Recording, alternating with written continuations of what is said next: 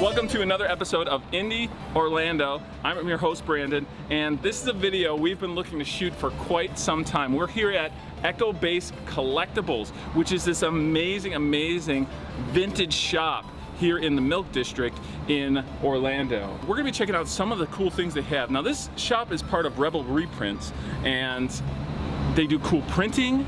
In addition, the stuff you're gonna find in the shop, I mean, if you love Star Wars, obviously, they got Voltron, they've got Ninja Turtles, Ghostbusters, they've got Transformers, GIJoe, Thundercats, Swamp Thing, RoboCop, the A-Team.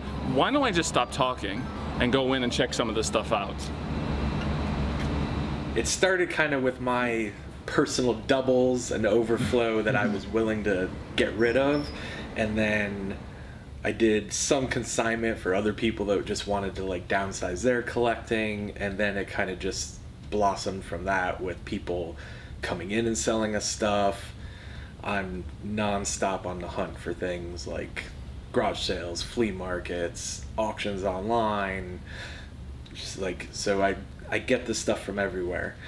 We have a good amount of Masters of the Universe, we have Thundercats, a good amount of Transformers and GoBots, the real Ghostbusters, Teenage Mutant Ninja Turtles. You know, if you were 30 and over, you've grew up with everything that we have in the store. Like, I have all of the A-Team members in packages. We have a good amount of the rubber wrestlers, the vintage Star Wars. Like, the more rare things, we have like some bootlegs of RoboCop that Radio Shack put out, and like we're just big on this stuff that's like it might not even be a big collectible and worth something, but we just think it's really cool, and it was like a cheesy version of an actual toy or something. You know, I'm going out and searching for this stuff and picking it out because it's stuff that I would buy it and, yeah, you know, like be into having it as well. So Star Wars number 1, Ninja Turtles number 2, what would you say is number 3? Probably the Transformers. Transformers, yeah, okay, cool. Most of that. Cool. Pretty much all of the names, Rebel Reprints and Echo-Based Collectibles, are all Star Wars references, because that's what I'm the most into and collect myself. As far as printing goes, we print mostly for tattoo shops and tattoo artists. So they mail us their artwork and we reproduce it either in a fine art print or a sticker. What are some of the things you do in here on a regular basis?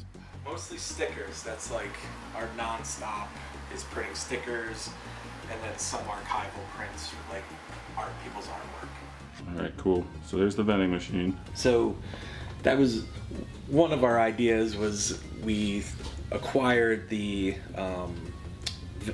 old like cigarette candy machine from a bowling alley. Okay. So we repurposed it and then put original pieces of artwork.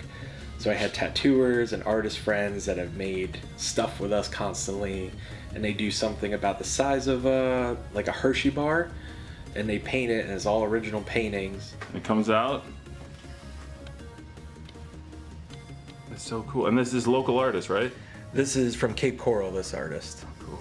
So we have a giant Aztec lion on the outside. Right. That was painted by someone that actually did an art show at Redefine, and we're good friends with them. So they, you know, came and painted while he was in town from Mexico. So it was pretty awesome.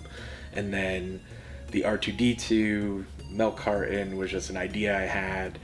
And then I talked to a local painter, Earl Funk, because we're both tattooers, so that's how I knew him, and then asked him to do it. So, so the whole neighborhood is based around the T.G. Lee factory, that they used to own all of this land that everybody's on.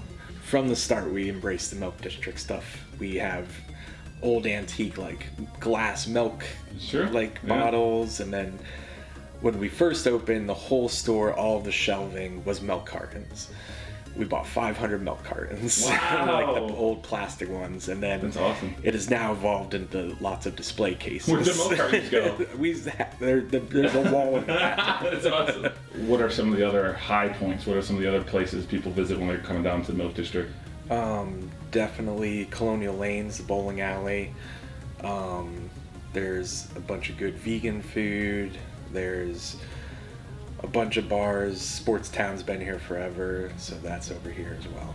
it's a new downtown district with some shopping and a bunch of bars and like one of the main street districts. So just new and up and coming, I guess. Yeah.